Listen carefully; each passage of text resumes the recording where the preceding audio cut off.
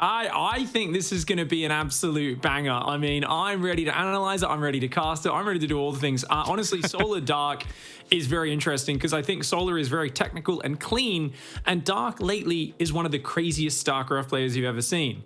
This man, you cannot scout and understand what he's doing because I'm quite sure he goes into every match with no plan, pure intuition, and he just throws the kitchen sink at his opponent. So he's a really volatile player to play against. All right, well, you framed that well.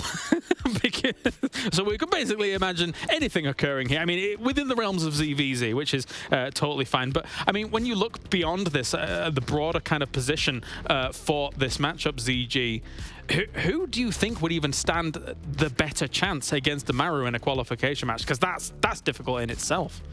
It's a good question, but I think the answer is both of them have a pretty solid chance against Maru, right? I think Solar might have had less actual victories, like series victories, but he constantly takes maps off of him, and it does get very, very close until he gets nuked in the face. So he has a chance, and then Dark is that aggressive Terran who plays a lot of roach-heavy styles that I think can also throw a guy like Maru off occasionally. Not that Maru's like really all that surprised by it, but yeah, I think they both have a decent chance. I don't know if I favor either one of them versus Maru, but they got to get there first. Yeah, that is true. That is true. Solar and Dark here going up against one another. It would be nice to see kind of Solar advance on, I suppose, in a world where Dark is quite the beast on the other side. Here are the two at the moment, and realistically, Big, when you look at them, they're two at the absolute pinnacle when it comes to being unanimous with excellent Zerg play as a whole. Absolutely. I mean, Solar is clean, he's crisp, he's got good planning, and he's got amazing defensive macro. If he gets through to that match with Maru, I often feel like Solar's at the cusp of victory, but Dark does have a habit of stealing it away from him. But as Zombie Grub was saying, not always. I mean, Solar is very capable of taking down Dark, and often when it looks to just kind of clean technical execution, who has the better technique, it kind of feels like Solar should be winning their matches. But there is something to say about Killer Instinct, about hiding what you're doing, you know, subterfuge and all that sort of stuff, which Dark, he's just so good at tricking his opponents. So it's really tricky to deal with his Killer Instinct, and his ability to fight from behind is basically the best of pretty much any Zerg player in the world. Yeah, definitely. I like as well, if I cast my mind back, I think they were in a GSL finals against one another and it was absolutely down to the wire. Or was that the Super Tournament finals, EG? Was it? That was the 3-4 with Solar winning. Ah, okay. So yeah, that was last year. Yeah. It's a close one. Well, yeah, technically it was last year. It sounds so dramatic when we say last year, and it was 4 months ago. Oh, yeah. Good point, I suppose. Yeah, so it's kind of fresh in the memory. That's why it's so fresh in the memory here between the two. Let's take a look at Map Veto's coming on in as well, as I open it up here as well. We've got NeoHumanity, Altitude, and Royal Blood. Of course, it is Zerg versus Zerg, so it's really kind of down the wire as to who's going to be able to take it regarding the maps and stuff like that. Any final thoughts, CG, before we actually head on into this one? Yeah, I guess I'll just say on the subject of the maps, you know, ZVZ is not as common as it once was in StarCraft's history, so we don't get to talk about it often. But certainly when the new map pool came out, I think a lot of Zerg players were saying that the maps aren't maybe as volatile. There's not like those hidden back bases like we had on Moondance in the last map pool. So things kind of calmed down in that sense. But then all the Zerg players basically said, since no one wants to practice ZVZ against each other, it's kind of just like, you know, rock, paper, scissors, and then who does the earlier all-in loses or something along those lines. So especially with these two guys, as Pig was saying, I think it's going to get pretty down and dirty and kind of crazy.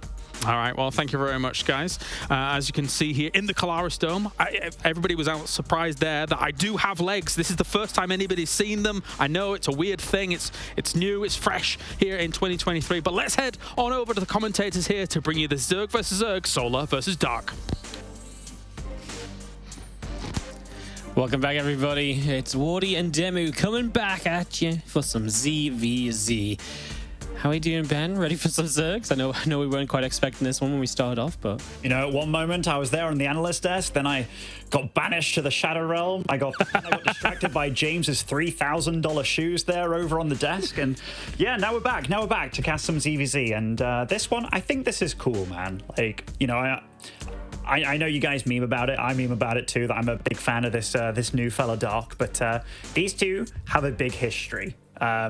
I know I brought up like how long the first two had been duking it out, but these guys have played something like 52 series throughout their history together, over 150 maps. It is favored for Dark, but not massively. It's like 55% for Dark throughout history, both in maps and series. And two of the like finals that Solar did win were both against Dark. One like 6-7 years ago in an SSL, then the Super Tournament kind of recently as well. So there's definitely a bit of history between these two boys. There absolutely is. As in the top left-hand side, we are going to have our red Zerg player representing Dragon Kaizi Gaming. It is Dark. And spawning over on the other side of the map as our blue Zerg, representing Onsite Gaming, it is Solar.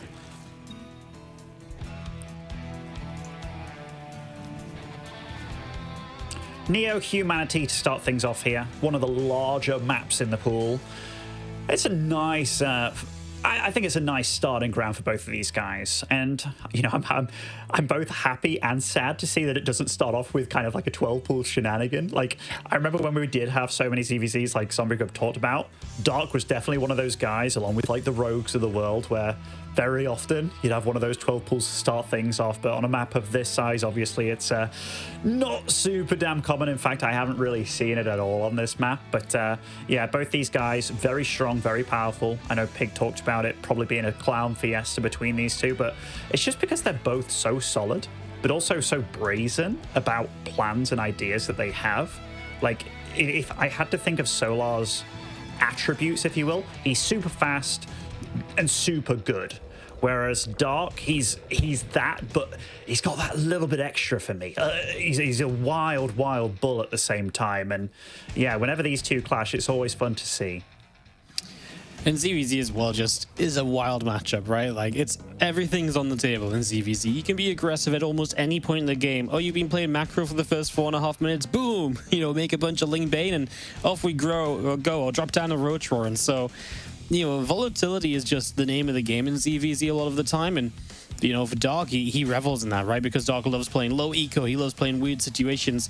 It feels like Dark loves feeling out the game as he plays it rather than studying up beforehand a lot of the time, you know? So, yeah, I really feel like this matchup's always been good for him. And Solo can mix it up as well, you know, from macro to aggressive and rest. But I do feel like Dark usually has the edge on that. But let's see what happens. I mean, Solo has gotten the better of him recently, especially in that Super Tournament final. So we'll see if he can get it done here. Dark trying to take the third hatch. Solo gets a block on it. Dark also mining out the minerals on the top side, by the way. So what I think he wants to do is he wants to sneak Lings around the right side of the map, make this game look completely normal, but then sneak around the right side where Solo doesn't actually have vision to see the amount of Lings coming his way.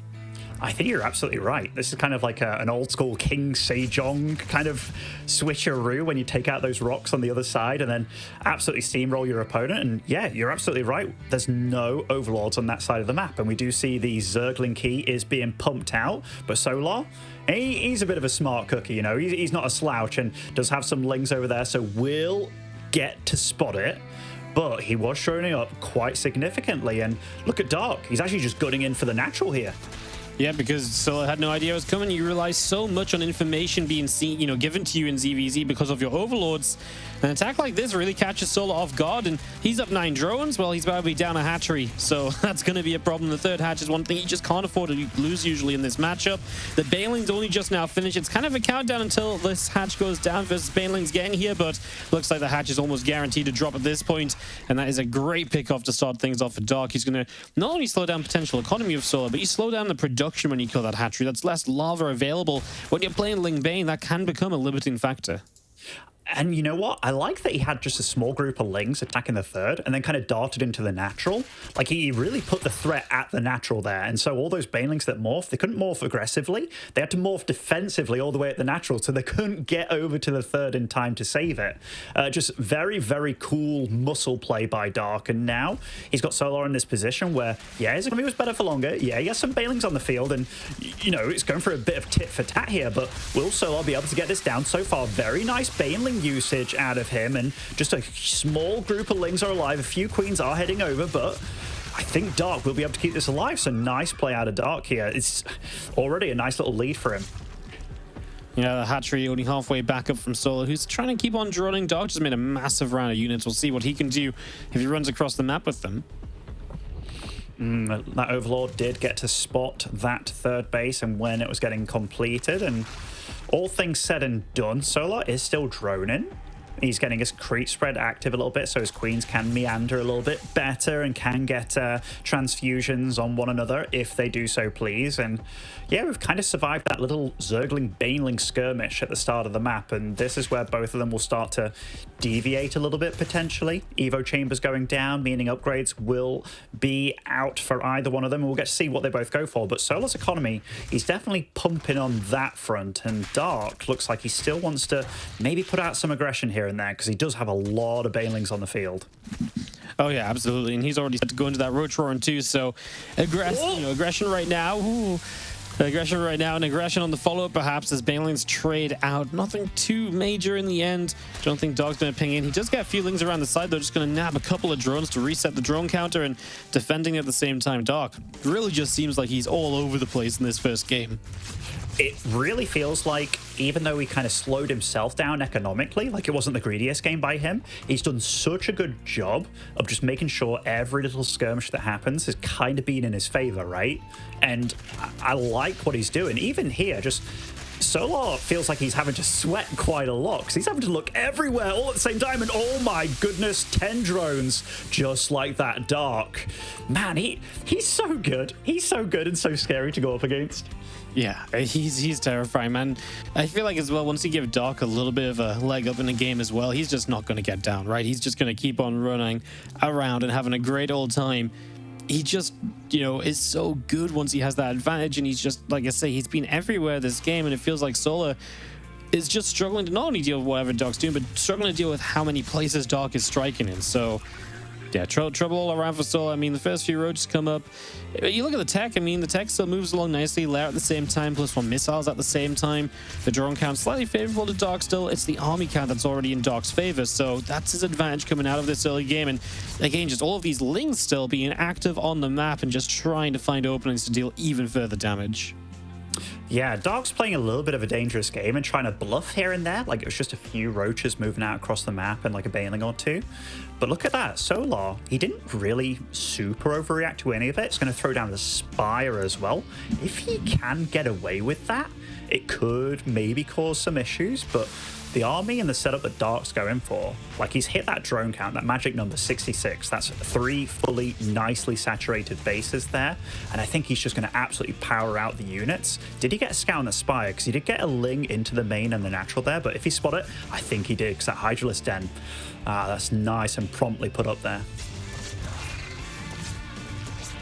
Yeah, having the Hydralisk Den is obviously going to be a big way out here when playing against the Mutalisks, so Dark just prepping for every eventuality, and I think Dark's got enough of an edge in this game that just being able to go Hydras, even if his opponent didn't commit through to Mutas, I don't think he'd get that heavily punished for it, right? So, yeah, it just feels like everything is going, again, still well for Dark. I know we've kind of said it on repeat, but this is just one of those games he's really controlling. And I tell you what, Dark's late game is probably the absolute best in CVZ right now. Back in the day, I'd say maybe we were talking about, Rogue and so on, but, and Serral. Yeah, but now, like, Dark CVZ, it's hard to say because we've not seen Dark versus Serral, but Dark's late game, in Korea at least, is absolutely the best. So I don't think that's somewhere that Solar wants to go, but it's somewhere he might just end up being if this game goes on, which it might not. These few roaches are already putting some good work in. I mean, it's a good time when your roach push is actually kind of killing your opponent while you're teching into lurkers behind it. I mean, that's definitely a nice position to be in. He's got 4 bases solidified as well, and he's just going to back on home here. He realizes that Mutas probably will be out in the field. Solar's been kind of expanding towards his opponent, which is scary, but he kind of has to go for the riskier play here, given that he does feel probably a little bit behind, so he's gone for that forward rich gas base there. The Mutas do start to do their job, but Hydra's already out, like we were talking about. And yeah, that late game that you mentioned, Dark is scary at it, man. Like, those series that I saw quite some time ago of him going up against like the Rogues of the world, where Rogue would be very far ahead, but then when it got to how to trade better, like, he just did it so damn good with the Vipers, the Lurkers, and all that. So, a really, really phenomenal player all round, really. Yeah. I mean, Solo's just going to mass up Banelings here, and I guess he's just going to attempt to go, but the fact this Lurk is already out, the more Lurkers there are, the better time you're going to have against the Banes, the less of them that are going to be able to connect in, so really expecting those Banelings to be a pretty sizable factor here. And obviously, we've got the Mutas harassing around, trying to see what they can do in the infestation bit. Coming up from Dog as he continues to tech up, I really got to imagine that Solo's about to go for it soon, and he is going to go in on the left-hand side. He is with a lot of units here, and I'm getting a bit of a stutter show going on here. I don't know if that's being seen on the stream at all, but Dark will hold with a good bunch of Lurkers, a large amount of Roach Hydra in the mix as well. He's got better upgrades for now, and Solar, he's really putting all his eggs in this basket here, and his economy isn't super big behind it either. In fact, he's probably... I don't think he's ahead at all when it comes to eco and Dark. This wasn't off Hive Tech or anything like that, so these aren't super Giga Lurkers. These were Lurkers timed way before just to make sure that he does survive against the potential of something like this, and he does stay alive, and he's got a superior army now to boot. He does have a superior army, and well, just again, the Muta's trying to poke in. Queen's going to push those back. Dark just... I mean, the thing is, Dark's just so happy to sit back and play the defensive game. His situation is getting better and better, and Solo's just going to try and go in again. I just don't see what he can do to really break Dark down. Even if he kills this Lurker down, I feel like that's such a minor annoyance at this point in time. You know, Dark already has the Lurker count up and running.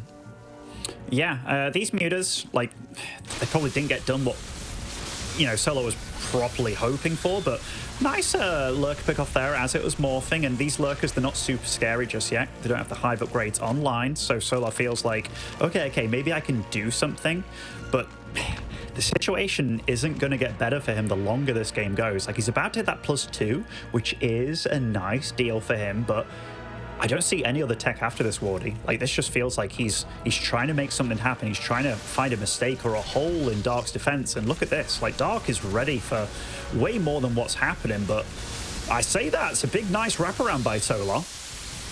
Yep, it is going to be. Obviously, Dark really wants Solar to run in towards the Lurkers. If he's not running that far in, then Dark can't really do too much else, but seems like for now it's enough to keep Solar back, and Solar will just look for different directions. Only 8 Lurkers. They are very spread out, but the thing with NeoHumanity is all of these entryways are very choked up. We're just going to dive on this right-hand side. He forces one Lurk to unburrow because of the Biles. He gets rid of the other attacking into it, but you can see that Dark is just able to stand up strong and take this down. If he kills these Ravagers, these are very expensive units, and Solar's going to GG out because he knows his army is not teched up properly to deal with this. Even though the supplies might have been close, Solar was super far behind in all of the tech in this game, and knowing that, he just said, no, okay, you take this, Dark, let's go to game 2.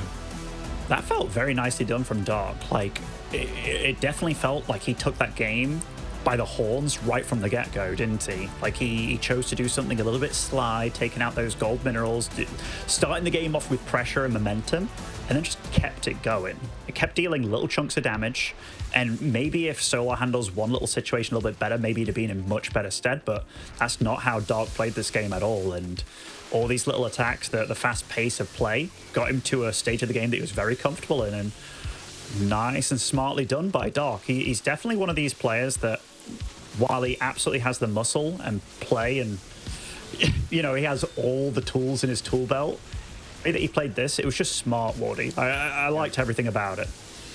Yeah, I like how you say it. Just smart is a pretty good way to phrase it. And he just waited. You know, that's what Dark's been doing in ZVZ recently. He doesn't, because he's so confident in the late game, he doesn't need to be like, okay, time for me to hit my counter attack, time for me to punish you for that attack you just did. No, he can sort of sit back, relax, and say, okay, cool, I survived, and I'm in a bit of a lead. That ensures I get to see the late game. And if I get to ensure I see the late game, I'm the absolute favorite there. So I imagine we're going to keep on seeing that kind of approach from Dark as long as we see him in Zerg versus Zerg, because it's just what he's been hammering out in recent competitions. Yeah, and so the winner of this match goes up against Maru, correct? Yeah, I think so, yes. Yeah, I dare say Maru is probably hoping that Solar makes it just because of their history. Like, you know, he is the guy that gets nuked a lot, and poor Solar being at the butt of that meme kind of thing. But Dark is definitely one of the scarier players. Like, I think there was some statistic about Dark's best-of-7 finals in that he only won like 1 out of 8 that went all the way to 7 games. But yeah, I think one of them was against Maru, which is definitely impressive, even though Maru also has his potential string of bad luck finals going to best of 7 kind of situation. But second game of the series, starting off here on altitude, spawning over in the bottom left as our red Zerg, it is Dark. In the top right-hand corner, our blue Zerg from Onside Gaming, it is Solar.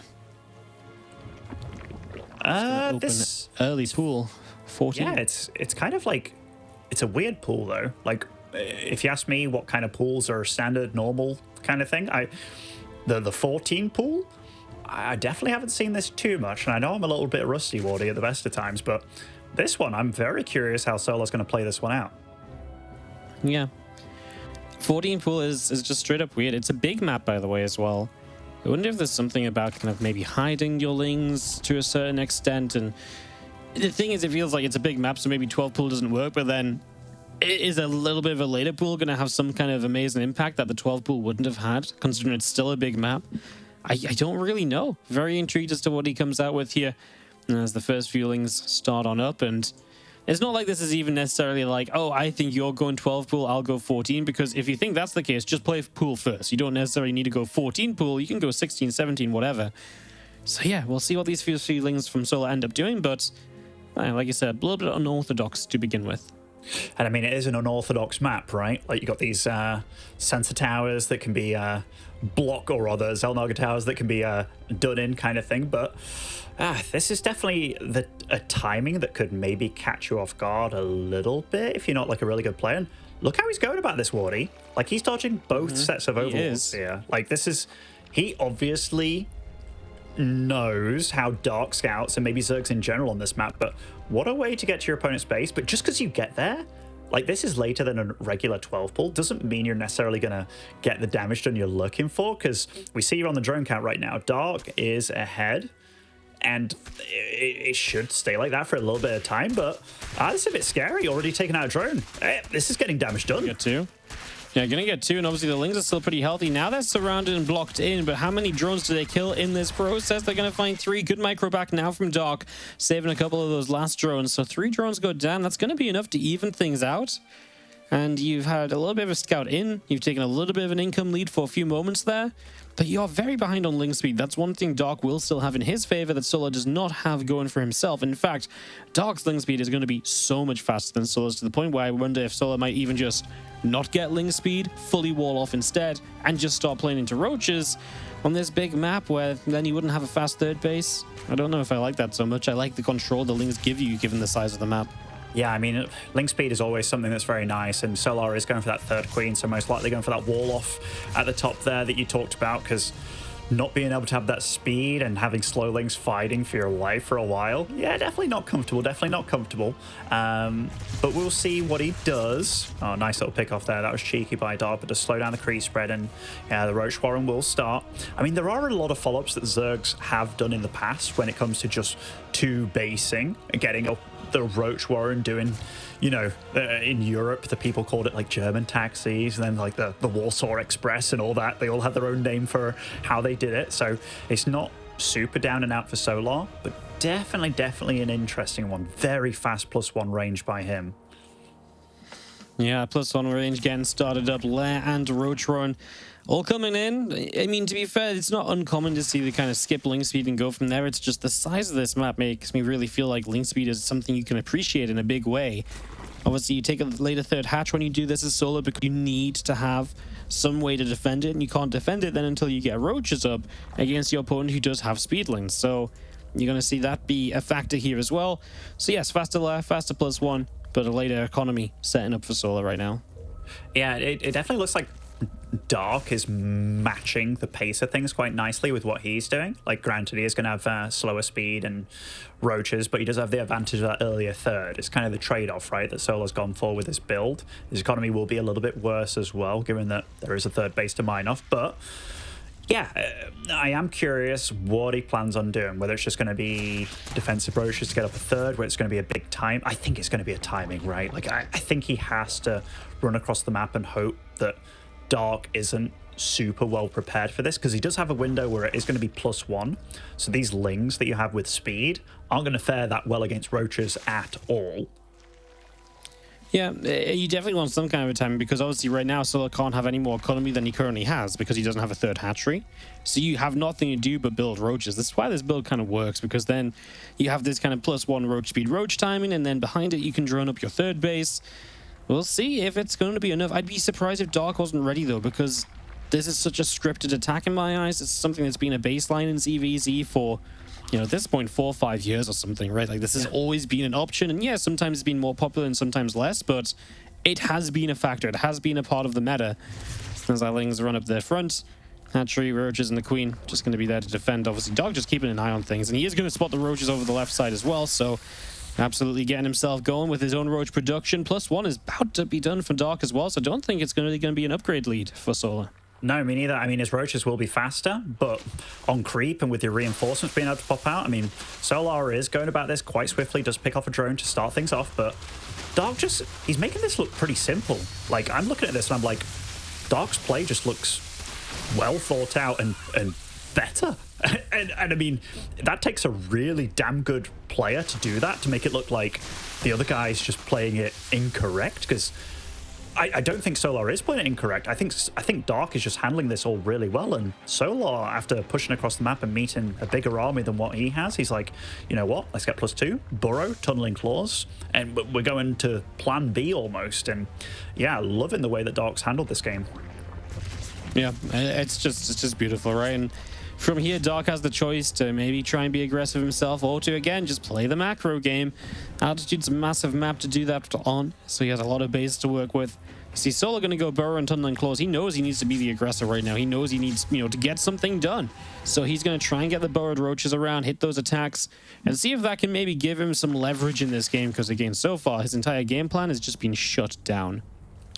Yeah, absolutely has, and I love that when Dark did hit his age up as well, getting that lair, he didn't start like the roach speed immediately. He really buckled down on the units, just getting out enough roaches to make sure that he does defend, and even though his +2 is slower as well, he does realize that he's in good economic shape here. I am very curious how Solar's going to approach this next stage of the game, because the ball's in his court, really. Like, he has to keep on doing stuff, and it's not as if he's super dead, but Dark is, he's so nicely stationed here. Like, he's going up to 4 bases, even getting a little bit of static defense, so I think he knows exactly the kind of threat that is against him, and if he does scout these roaches, he will see the little spikes on them as well, so we'll know if he hasn't already, which I think he has done. Yeah, I mean, getting the spine crawl up, building some extra defense, obviously at this stage an extra overseer just to watch every entry point, but yep, he's setting up already, man. He knows, and Dark is not going to let Solar get back in that way, not that easily at least, as Andropic corrosive pile there, trying to grab that overseer, gets it low, obviously just remove a bit of vision from Solar's point of view, and now Dark going to go for his own burrow and tunneling claws. He's like, hey, 2 can play at this game, and so far you've not done anything with yours, let's see if I can do it better. I'm going to commend Solar on this though. Like, even though this game for me has been a lot about how well Dark's played it, Solar right now is ahead on upgrades, does have 4 bases, actually has a decent work account as well, like a little bit of an advantage, and he's more than made a game out of this. Like, this is by no means over in any way, shape, or form. The thing is, it feels like Dark feels more comfortable getting here, like you talked about it earlier, but Solar is running in. A group of roaches was awaiting that little run by there, that tunnel by, if you will, but Solar can still get some damage done. It's always nice to be in the aggressor in this kind of position. Yep, absolutely, as our Roach Ravager comes forward on both sides, just seeing the back and forth here, and obviously Dark holding out in the center, clearing up in the main base for the most part. There's a couple of roaches that are not active right now, really, but Solar just didn't really gain anything yet again. And Dark, look at him, he's setting up a Nidus network to go alongside all of his aggression, so he really wants to hammer this point home. He really wants to get something done, as these last couple of roaches will go down. The Nidus in the front about to finish on the natural, and we start to run forward with the Roach Ravager, but we'll get turned away pretty quickly with a few roaches in position.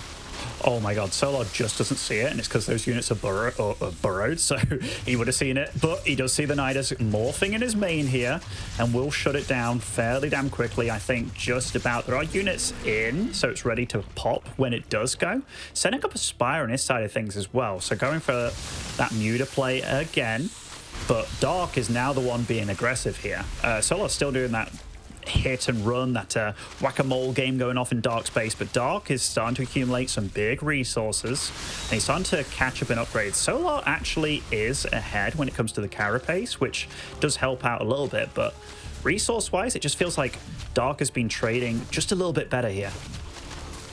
Oh no, absolutely. Like Dark has been really effective and efficient without, throughout this whole game, and just kind of leaves you to this point where, neither player's had a huge economy, right? 60 workers, no one's ever gone up to like 80 plus or anything. So the resources loss being in Dark's favor does a lot for him. And, the repeat of the last game with the mutas coming out, the Lurker Den coming down, it feels like Dark is going to be pretty well set. Let's see if he has enough Hydras up in time to deal with the mutas, but he's starting up spores. I think he's going to be absolutely okay, Ben. And then if he defends this, it really just does turn into what we saw last time around. The only thing I will say is there's a couple more open spaces on this map attacking in. So Solar might have a better time attacking in initially against a lower lurker count, whereas last game, even attacking into just 2 or 3 defensive lurkers and some of those choke points was completely deadly for him. Yeah, I'm totally with you. Like, the spore crawlers and stuff already set up for Dark, which, kind of serve a double purpose. They're good against the mutas, and they provide vision for those tunneling claw roaches here. So Dark does catch up on the upgrades now.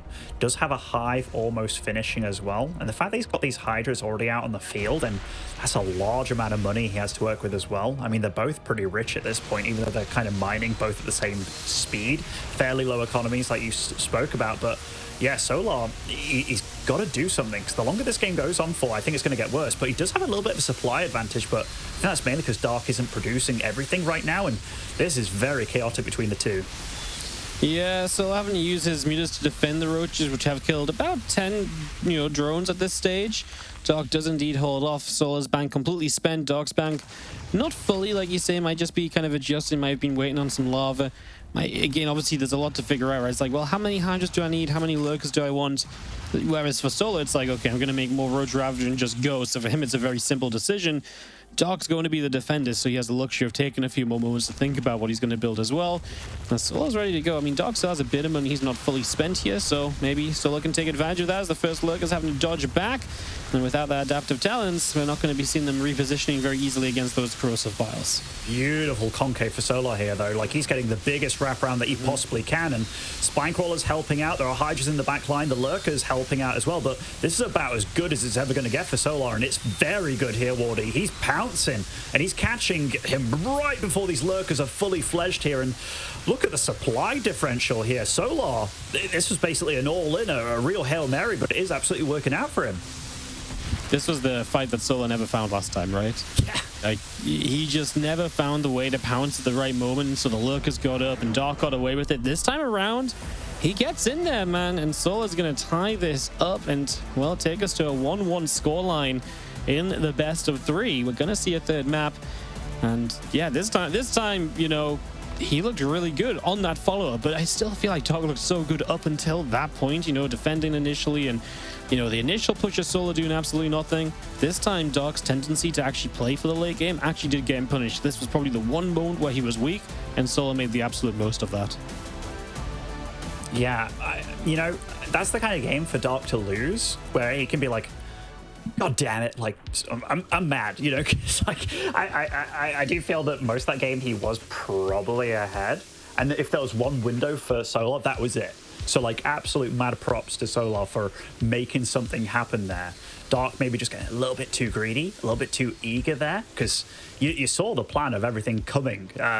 He was even getting damage done on the other side of the maps. The mutas were kept at home, so it wasn't even Solar's full army there, but yeah, running into that concave and letting that kind of happen to him, yeah, Dark's going to be kicking himself a little bit for that, but well played by Solar, because that is absolutely what he needed to have happen. And most stuff that game didn't go that well for him, but the fact that the one moment he really needed to go well and he handled it like that, yeah, that's what makes the good players, man. And these guys, like, we talked about their history being kind of 55 to 45 in Dark's favor, and it's nice to see that it isn't just like a swift 2-0 between these two. Oh no, absolutely. It's fun to see that we're getting ourselves the full series, right? We had a really fun start with Mario Creator. Didn't get to see a third game there, but this time we'll get to see all 3, and that's the absolute best kind of StarCraft. And what will be really interesting is obviously now Solar's done a couple of very different things, but in general, Dark's done similar stuff. And I think the main thing particularly is the fact that obviously later on it's kind of gone the same way twice at this point. So if it's gone the same way twice, does that happen a third time now? Or do we maybe move into something a little bit different once more? Do we actually see a later game where Dark doesn't try and play for the late game? He doesn't try and play for lurkers. Maybe Dark goes for mutas. Lots of questions to be asked as we head into map 3 of the ZVZ, starting in the bottom left-hand corner. And we're at Zerg, who has looked definitely better in the early and mid games in the first 2 games, but didn't quite close it out that last time. It is Dark. And spawning over in the top right after tying things up with his funky 14 pool, it is Solar. But yeah, I just love the way that Dark goes into a series. It isn't like the hero crazy, I do anything kind of thing, but it kind of is in a way. It's all just backed up with very strong functional macro. And I really do feel that if you are a player going up against Dark in a series, like not just a best of one, even though he's probably terrifying there too, it's just you never know what you're going to get, because you absolutely can get everything. Like in allowing him to do whatever he wants is so damn frightening. Oh yeah, absolutely. That's not something you really want to allow to happen. Openings, by the way, not usually worth mentioning, but obviously last time Stilla really did mix it up, so this time it is just mirrored on the hatch gas and pool. So just to note that, because yeah, last time Stilla really did a very well thought out timing, right? The Lings really did like slip and dive all the way across the map between those overlord positions, so it made the most of it. But yeah, this time around, very standard from both sides. This game, yeah, standard from both sides here. Very, very, very mirrored builds. And I do like that we will see something like that between these two, because even though I do love the early game shenanigans and all the spicy bits that come out there, it's nice to see that when there is so much on the line, qualifying for one of the biggest tournaments that we'll potentially ever have in StarCraft 2, it's nice that we'll get to see who potentially is the greater Zerg when it comes out to just a nice and thorough matchup where you've got all the Lings dancing, the Baneling fights going on, and then you got the mind games in the midst of it all. But yeah, we will see Ling speed for both of them, so no 2-base shenanigans so far. Yeah, nothing really wild, just Ling speed versus Ling speed, and not even like a spicy little evolution chamber just to mix things up either, just plain old normal. This means fast third hatcheries typically. And typically, the biggest question we can ask here is just either player skip out on a Baneling nest. Sometimes you see one player kind of drop the Bane nest safely, and the other maybe skips it and says, okay, I'm just going to make a few more Lings and be aggressive, and then drop back into Roaches after. In this case, that will not be the case. This is the most standard opening on both sides. And the most exciting this really gets is that little game of cat and mouse, like, hey, are you going to make some Lings? Yes? Okay, then I'll make some. And while I make some, you'll drone. And then because of that, I'll attack, and you just kind of go back and forth. It's very possible that neither makes that first round of Lings. The response never has to happen on the other side, and then we would just kind of drone up into kind of a macro game without anything happening. And that's very rare to happen, especially in Korean ZVZ, but when it does happen, I mean, it kind of just leads you into very fun Roach Ravager wars with even footing on both sides to start off with. Yeah, and this is a different map to the first one, where we kind of had a start like this, right, where they're both making a few Lings, just because the map's so much shorter. Like the potential for those counter attacks getting across the map, where you do just go with your hatchery tech and just send out a bunch of Ling Roaches and, you know, potentially just catch your opponent off guard, can be done on this kind of map. So you always have to be careful. Like the scouting has to be top notch by both of them. Both getting their third base up and running, gone for the more forward base at that, and we are seeing them both play the very respectful game here. +1 range missile does start up very nice and early for Solar. That does indicate that he wants to go for that lair tech as opposed to just hash tech. And yeah, same thing for Dark on this side of things. Obviously, if you go for Carapace, it allows your whole army to survive more than just 2 shots from the Roaches. Allows every unit to be buffed rather than just your Roaches, whereas this implies that, yeah, you want to get up to those Roaches and the speed. And so far, Solar is deflecting a lot of this damage without taking too much. Did suffer a drone kill there, though. The little corpse. Ugh. Love the sound effect. I just got reminded from, like, I remember watching Warcraft 3 back in the day when I was 15, and there was a caster bunny that ended up working for Blizzard, and like she'd do this null death sound, and I was like, I can't do that.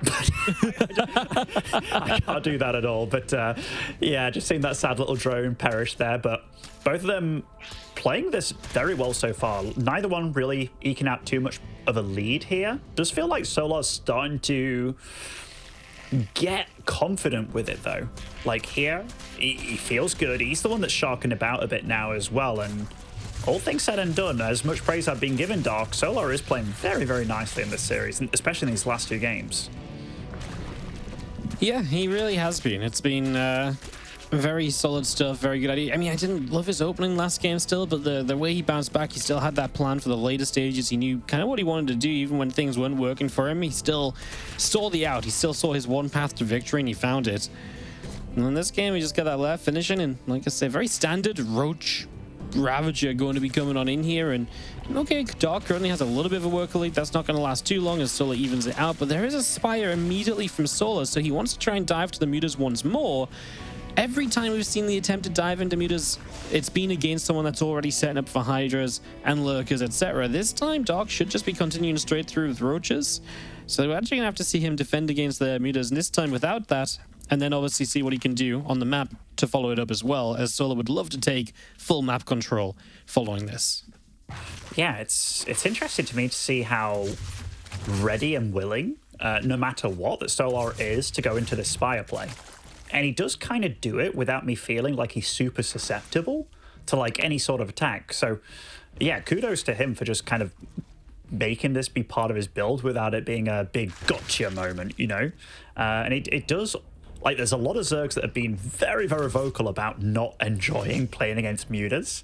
I wonder if Dark is one of them, because these guys know each other way better than I know either one of them. So I wonder if that could be something that's going on here as well. But the Spire will be finishing up here. Solar does have enough of a bank to whip out a good 5 or 6 mutas, which will do a decent job of clearing out those overlords and just getting him some time. And Dark has again scattered it. And so we have a very, very similar situation where Dark is going to be the defender, doesn't have anything that shoots up currently besides his queens. And yeah, this feels like the kind of game that both of them seem very comfortable playing. It really, really does. Again, that Hydra Den about to finish up. Our spores are going to be done. So as the first mutas arrive, Dark is in fact going to be on his way to the Lurkers already. Just good identification that he can get there. And we'll see if Solar can follow it up with the Roaches on the ground before those Lurkers really take to the stage. That was what was so good for him last game. The timing in was really just spot on. So yeah, we're kind of waiting to see if that's going to be the case or not. Here is our couple of mutas. We'll pick off the Overlord that will go down. Supply block for Dark. As our couple of Lings and Banes interact on this right side. Those Banes don't do anything at all. A good defense from Solar again. And Dark right now is lacking on supply, but that's because he's teching up a little bit more heavily, building into Hydras, while his opponent is just continuing to spam out Roaches. Dark really does want to get that Lurker Den up and the first Lurker's out, but I don't know, man. After seeing the last game, I'm a little bit worried for him on this timing because the Lurker Den's not done, and Solar is basically already ready to go when +2 finishes. I'm really scared. I'm looking at a supply right now, and the fact that Dark is so blind vision-wise, and it's arrived here, Waddy. It's there. It's there at the natural. I mean, that Roach is super exposed, and he's getting there before the Lurkers are done. There's also those mutas that are just being annoying in the base. Solar's absolutely picked his timing here. This is a scary-ass timing. Yeah, I didn't love the fight, though. I mean, he felt like Dark got the much better concave, even though he maybe shouldn't have done, so not 100% sure about that. Like you said, the mutas are still being annoying. We see those in the picture-in-picture, but as Solar tried to split off and do different things, no one position really worked out amazingly for him. Like, yeah, the mutas have picked off a few drones, but he didn't really break through into the third. He didn't really do much onto the natural. I really felt like the Roach one was a big target. He never found that either. And now as a bunch of Ravagers morph in, it feels as though Solar is going to get ready to go again. But Dark has survived this first wave, and the longer he survives now, the more Lurkers there are, the easier this technically should become to then defend. Oh, it should be, but these Banelings getting some juicy connections here. Dark is wounded. Like, his army will be better if it gets time. But Solar knows that, and he's playing to give Dark no time at all. Like, they're both handling this very well. I think I give Solar the edge here, Wardy. Like, he's maxed out, obviously. His army, it's a bully army. He's going to start bossing around, and I think we might have a repeat from Game 2 here, where he has just found his window, and those mutas bought him so much of this, just by being on the map, killing all that vision, killing the Overlords, and he's absolutely working with it, and lovely play out of him. I love that he's just been able to identify where exactly the weakness of this was to Dark, because so many people have tried to kind of break Dark down and they've just not succeeded. But yeah, Solar is just going to say, I know you're very good late game. Like I said, I'm just not going to let you get there. And that means I've got to go very committed to one time. That's terrifying to do. You know, not really having a good backup plan. We saw in game 1 how quickly he left the game when he didn't burst forward. It's so precise how, you know, when and how you have to strike. But he's made it happen in this game 2 and 3. And now looking to kind of come in from all angles perhaps to close this out. He starts to go into lurkers, but again, numbers are definitely on his side. He's got the balance to help reposition those lurkers a little bit. In we go. Gonna knock down an initial Spore Crawl as he is gonna lose his overseer. That means he doesn't have detection against the lurkers.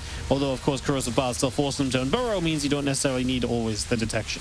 I'll tell you what, lovely unburrow micro from Dark there. Didn't lose a single lurker, and Dart or Solar's trying to get some damage done, but did run into a lurker or two. Those are some of the lowest health roaches you'll ever see. Darting into that main base, gets to see when the hive is going up as well. Didn't kill the Evo Chamber, by the way. That was super low. He didn't get it? Okay, No, so it's really that might have helped him get in there. Maybe it was just one of those, oh, down and being shot by roaches. Get in there, get out of there. But that ground army, Dark, even though he was looking, you know, a bit down and out for a moment there, he does feel like he's brave enough to move out, deal some damage. He does have the Carapace upgrade, I guess due to that Evo maybe not dying in time. But he's alive. He's got the lurkers. His economy's worse. But behind all this, I think I saw Solar get his infestation pit. So yeah, he did. He is able to get hive, and he starts it as soon as we mentioned that as well. So he's not just gone super all in with this. Very, very nice and well thought out play by him. Really feel like what kind of cost Solar though was that attack on the natural, because he could have just killed the Evo Chamber and backed away. Instead, he kind of said, oh crap, I'm going to run through the choke point while taking damage, and then those roaches in the main base just didn't do anything at all. So he lost like a good amount of supply, and that was a lot of the momentum that he was holding onto throughout. It really feels like that cost him what was quite a substantial lead, and now you know, things kind of quieten down, but that's bad for Solar because he is, you know, while he's on the way to hive, he is later to the tech, and the lurkers are still going to forever be an issue. Even if he gets Vipers up, this is still going to be Roach Lurker versus Roach Ravager, Vipers on both sides. That generally is going to be better for Dark. So, like where Dark is at now, that Solar's maybe lost some of his momentum. We'll see if he can regain it, and like I say, especially with the hive tech finishing, that's going to be huge on both sides. Dark can start his lurker upgrades, and Solar initially should prioritize immediately some Vipers. Yeah, you've got to say, though, the fact that Solar he's on 5 bases behind this, that means he's got 10 extractors to work with. Like, his gas count for Vipers and Lurkers will be amazing once he starts. Dark, behind all this, by the way, a Nidus Worm of all things.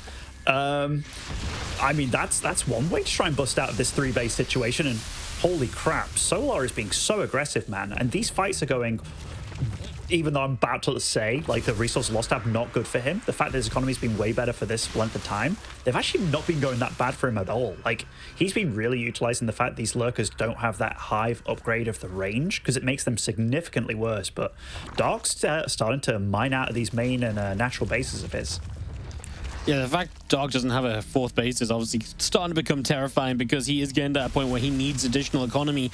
And that's why stuff like the Nidus Network might be a way for him to get there, because obviously the Nidus doesn't, you know, straight up give you that base, but it gives you the chance to pull Solar back, and then you maybe get a 4th base set up while dealing some damage. Solar doesn't see it in the main base, so this Nidus is likely to be very good as he does double kill an Overlord duo there. And here we go, Lurkers in the main. Well, fortunately, he does have some Vipers, so they might be able to help him to somehow clean this up as the Lurkers start to spread out to minimize what that Blinding Cloud dropping is going to be.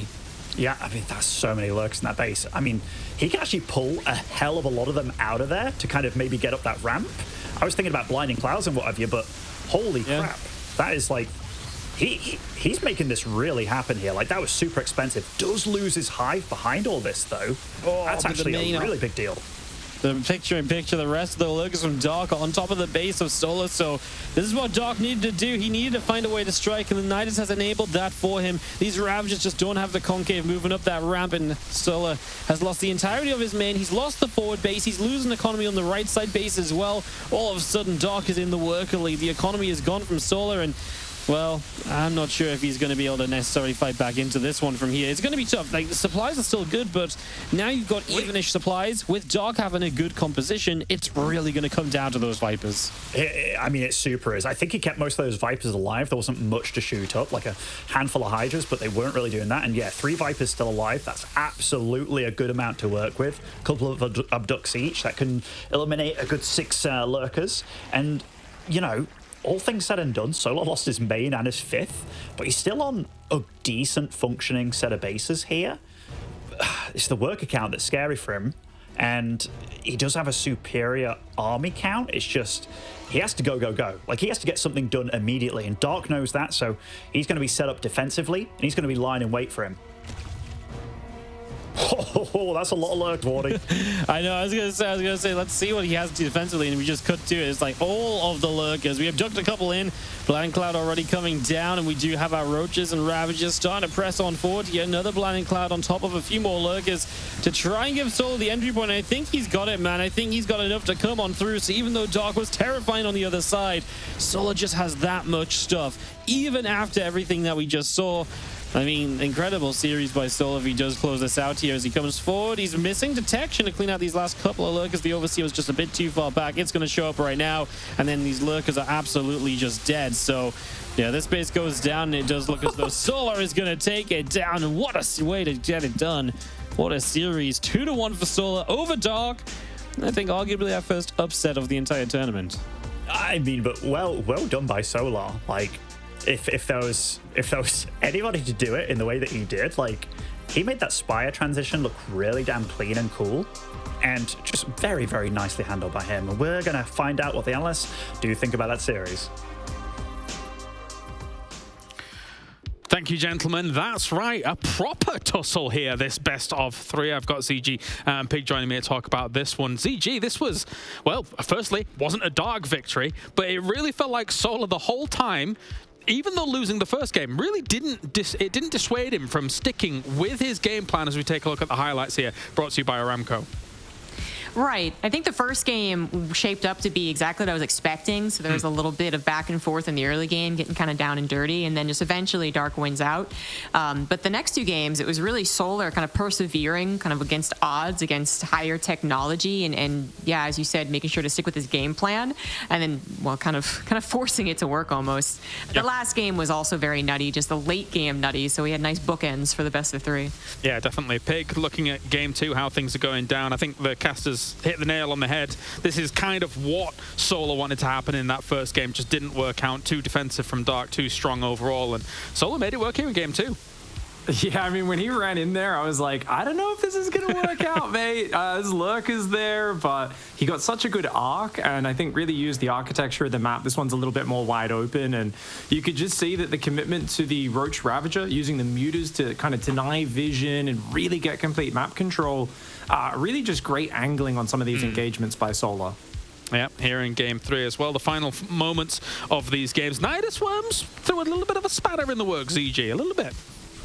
Yeah, they did a little bit, causing kind of the nuttiness that I was talking about to end this series. But Solar actually persevering and winning here. As we had said in the kind of pre-show of this series, it's not surprising that Solar could take this. They do trade back and forth.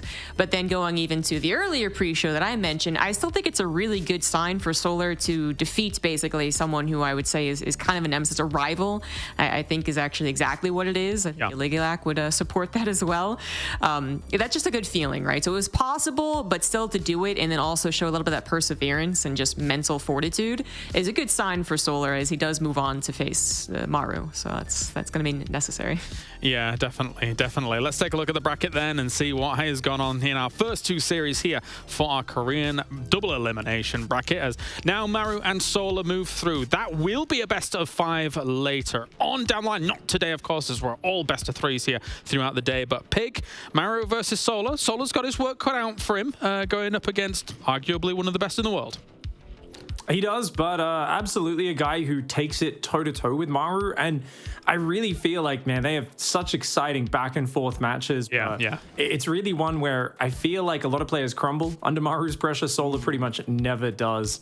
And of course, that lower bracket match, I mean, that's one which is also a big rematch from the World Championships, had some drama behind it, a very scrappy series down to the wire, a recall that didn't quite happen in the last few seconds. I mean, that was probably one of the most emotional series we saw at the World Championships, was between those two guys. Pig's always ahead of me, not only talking about Spirit, but now talking about how emotional that series was. I wanted to talk about it, ZG, because it really was. I mean, we came back on the last day. I was even still emotionally fueled after seeing that match, so I'm excited to see it again. Very emotional, and that's what people are going to remember, because it just, creator, you got to feel bad for him, right? Yeah. But let's also not forget that it was very questionable Zerg versus Protoss play from Dark. When we went into that series, we were saying that Dark should be very favored, and considering their history as well. Yep. But then not only did creator kind of bring it forward, step forward, but then it did kind of feel like Dark was stepping back. He was making some really weird plays. He was, if I recall correctly, straight up playing badly, which I never want to say, but it was like supply block city, really silly maneuvers. So perhaps it was an offline setting. He was just tired. I don't know. But I think right now, Dark's EVP is a little in question. Yeah, he definitely skirted through just by his fingernails. But anyway, thank you very much, guys. It is now time to head on to a break. When we return, we have a TVP on the way. I believe it's Hero and Gumiho. I'm excited for that one. Stay tuned for more Gamers Without Borders.